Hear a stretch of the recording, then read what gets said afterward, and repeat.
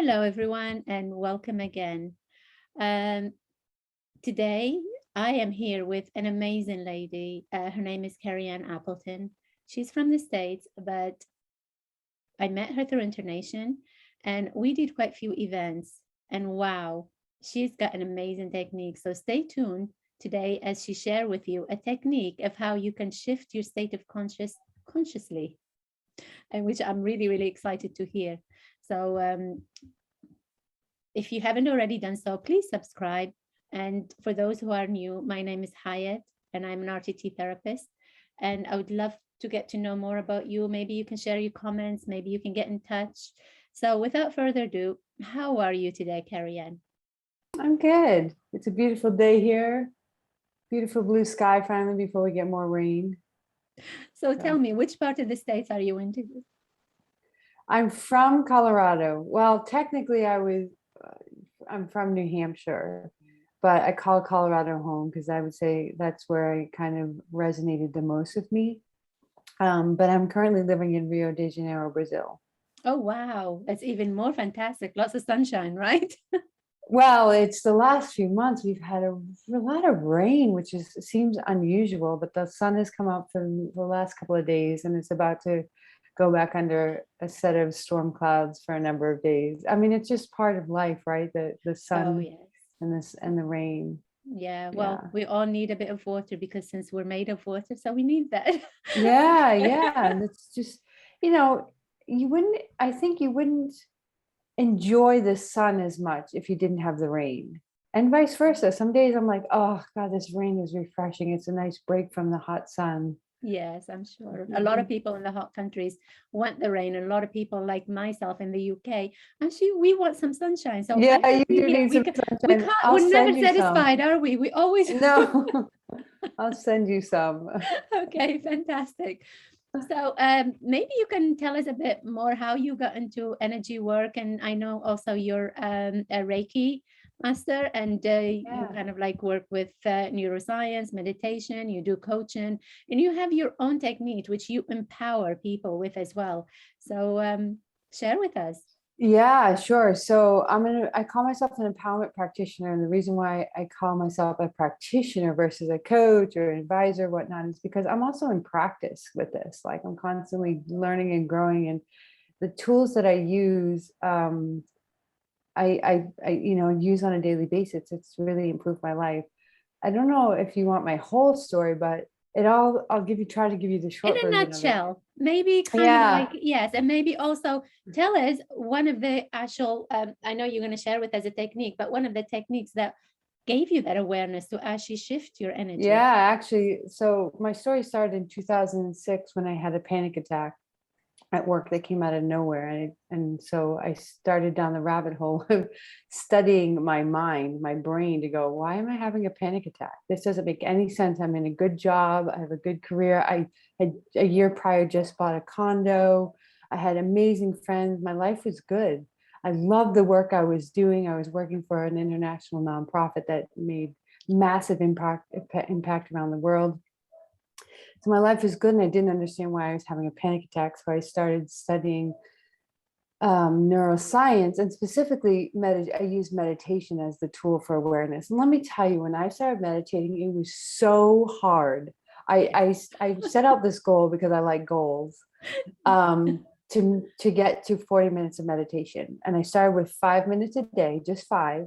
And then after a week, I would increase it by 5 minutes. The first 2 weeks were hell.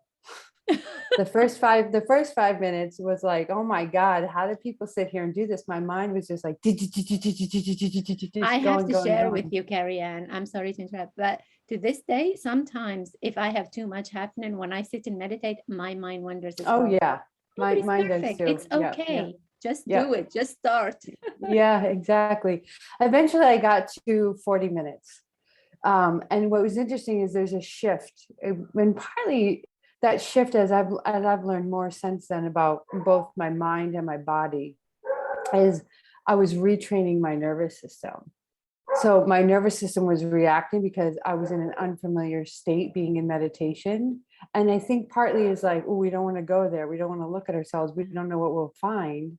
And it seems really scary. My nervous system was reacting, and that was fueling the thoughts. And then the thoughts were fueling the nervous system to react, the fueling the body.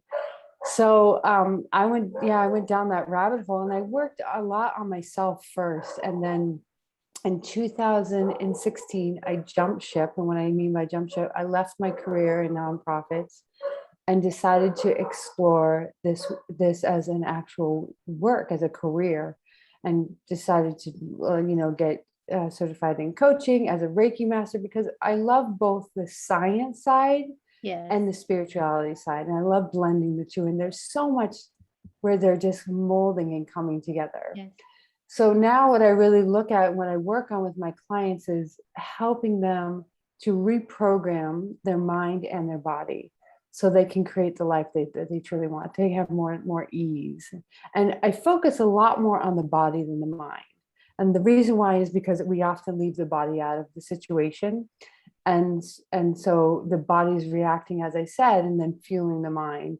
And so often when we start to tap into the body and just allow those physiological sensations when we're having a feeling just to be present and move through the body without us doing anything in terms of trying to stop it, control it, or project it out.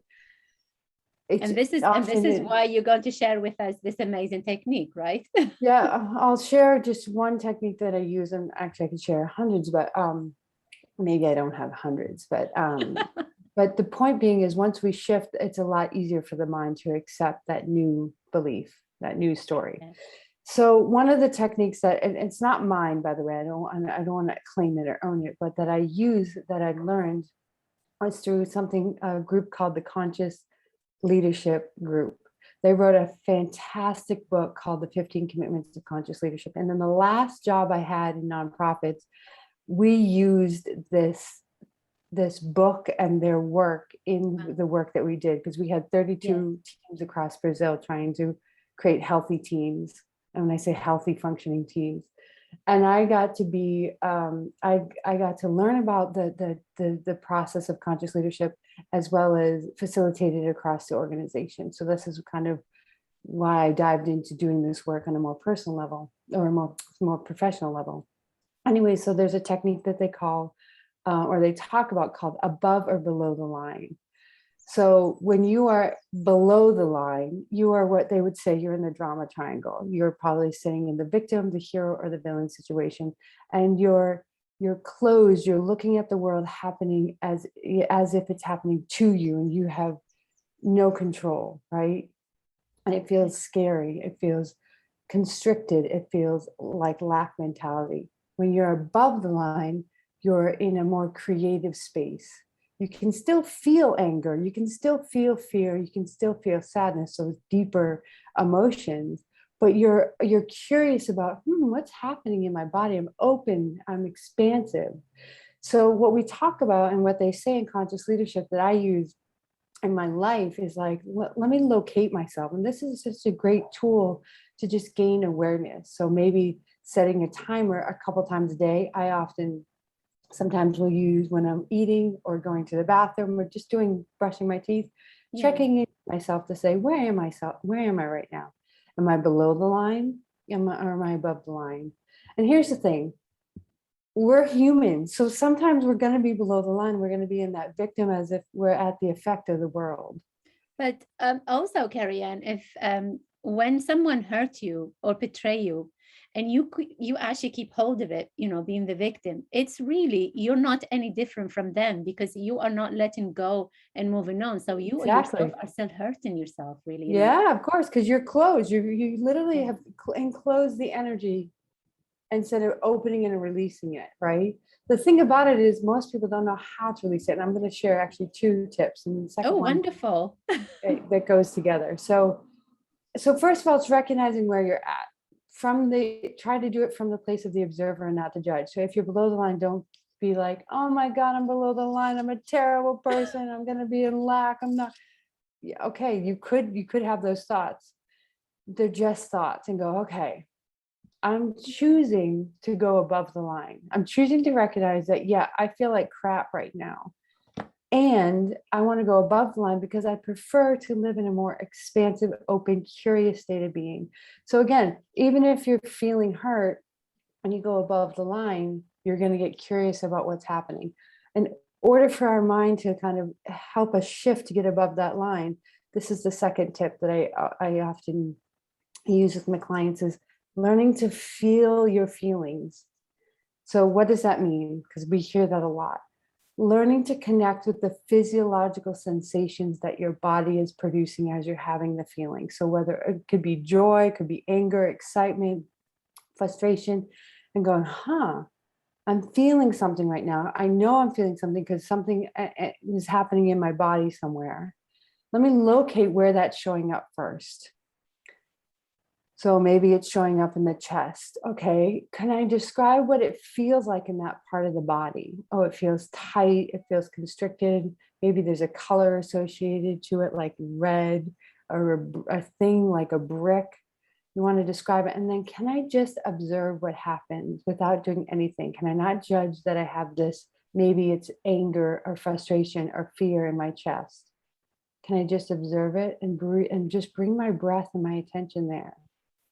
And Actually, usually, Carrie-Anne, I love this exercise. Do you mind if we actually kind of like ask our listeners or viewers here to actually just take a few deep breaths and follow along, maybe? yeah. Okay. So you check in. lead. Let's go from back from the beginning. So just, even if you have to put one or two hands on your body or on your chest or your heart, kind of check in. Where am I right now? What am I feeling in my body? Without judging yourself, because sometimes we feel, oh, I'm tight in my shoulder, and that's because, and we create a story around it. But just feel. I feel tightness there. I feel lightness there. Just notice, do I feel any emotions? What am I feeling? Okay, so, and then notice where you're feeling it in your body. And there's not a right or wrong place where you will feel it. Maybe it's your head, your hand, your foot, your chest, your stomach, your throat. And then describe to yourself, what does it feel like in that area of my body?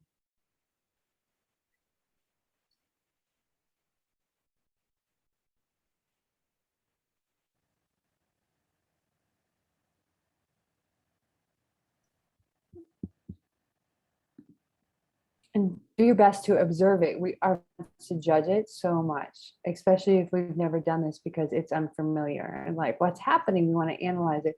So it's a practice to just know, I'm just observing it. And how does it feel? And breathing into it. And the minute you start to breathe into it and you just allow it to be, usually it starts to move and dissipate within 30 seconds to 90 seconds. That's what the research showed. Why it doesn't dissipate after 90 seconds is usually because our mind is creating a story around it and wanting to control it. So it is a practice. This is kind of a meditative practice. So usually what's happening is once you have released the emotion out of the body, when the physiological sensations start to dissipate, and sometimes, by the way, when we're feeling, for example, when I feel really angry, one of the things that I need to do to dissipate it is growl. So I'll literally go, grrr, Well, and I'll that growl. explains why animals make noises. Yeah. And I'm not doing it at anyone, to anyone, just releasing. So sometimes that also happens. And for most of us doing that for the first time, we're like, no way am I going to do that. No, that doesn't feel comfortable. That feels wrong, because again, we've been conditioned to think it's wrong somewhere along the way. So don't be surprised if you need to get something, you need to clench your fists, to feel through, especially anger. Anger is just a tough one for people. But the point being is, once you've released it, what you've actually done is come out of your limbic brain, which is more your survival brain, and come back into your cortex, especially your prefrontal cortex, and you can have a more conscious, open a process to evaluate things. And that's when you start to shift above the line to say, okay, let me get curious about what's actually happening right now. And let me learn how to respond to what's happening versus react to what's happening. That's very important. Responding and reacting can give you completely two different results. Yeah. And so just by first noticing where you are and try to notice where you are, like, am I above the line? Am I below the line? What am I feeling right now? What are they're just sensations in the body. There's nothing wrong with having physiological sensations in the And body. also, every choice has an energy attached to it. Mm-hmm. Yep, yep. But just by noticing, you're starting to bring awareness. You're starting to shift your state of consciousness. And so if you don't like where you react sometimes, what state you're in when something happens and how you show up, this is such a great tool to just go, let me pause for a minute. Let me get into my body, out of my head. And it's a practice because most of us live in the head up, especially us in the Western world. I notice here in Brazil, they tend to live more in their bodies. And actually, I've witnessed them beautifully release anger. And at first, I was so uncomfortable because they were just like, rah. But it wasn't never at anyone. Now, sometimes it is, but rarely, it was usually just like, let me release this. And then they were like a happy dog again, wagging their tail. They're more in their bodies, the way they move and whatnot. So I think it's one of the reasons why I was called to come here, was to learn for myself how to be in my body more, because I was definitely a Westerner in my head. So it's helping to bring harmony and balance back between the body and the head, and That's really into your beautiful. life. Yes, Yeah. thank you so much. You're Um, welcome. I really hope that everyone that tries this experience and, this exercise gets, no, whoever tries this exercise gets a good experience, and maybe share it later on in the chat and maybe make some comments. So usually I don't keep my videos too long. And is there anything else you would like to share with my I just want to listeners? say, if you're just getting started at this, don't be surprised if it's challenging. Don't be surprised if you're like, I can't do this. And you can. You just think you can't because you have an old program and behavior that you're trying to break, basically shift. So be kind and patient with yourself towards the beginning. You may feel like, no, I felt nothing. And all right, that was terrible. That's okay. It could be terrible. And sit back down and do it again the next day and see what happens. And try it for Repetition makes perfect. 21 to 30 days, and then see how you have shifted. And you'll start to feel empowered because you're going to start owning your experiences instead of having your experiences own you. Yes, absolutely. That's so beautiful, the way you ended it. You need to own, not the other way around. And guess what? What you hold dear to you, you re-energize. So therefore, try to hold dear to you all the good memories, all the laughter, all the fun, all the joy, or the things that make you happy, and ask you, raise your vibration. I'm all about raising vibration and love and fun and happiness. Yeah, there's truth there. And I want to challenge that a little bit.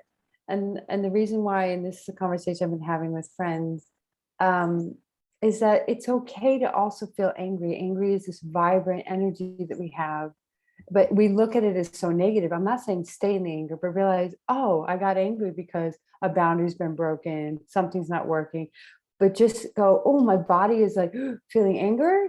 Wow, that was a beautiful But experience. that's correct. And then, feel, not hold on to it. Yeah. See, what I was referring to, what you hold dear to you. So if you're holding anger dear to you, guess what? You're going to regenerate, more anger. So you're feeling and more holding anger on to in. things. Yes, absolutely. We're both in, kind of like we what do they say? We kind of like talk the same language when it comes to energy, because we connect so beautifully and we share a lot. So thank you so much, everyone, for staying till the end and listening, and welcoming Carrie-Anne to this channel. And if you haven't already done so, please do subscribe, and I look forward to seeing you soon on my next video. Thank you, Carrie-Anne. Thank you, Hyatt.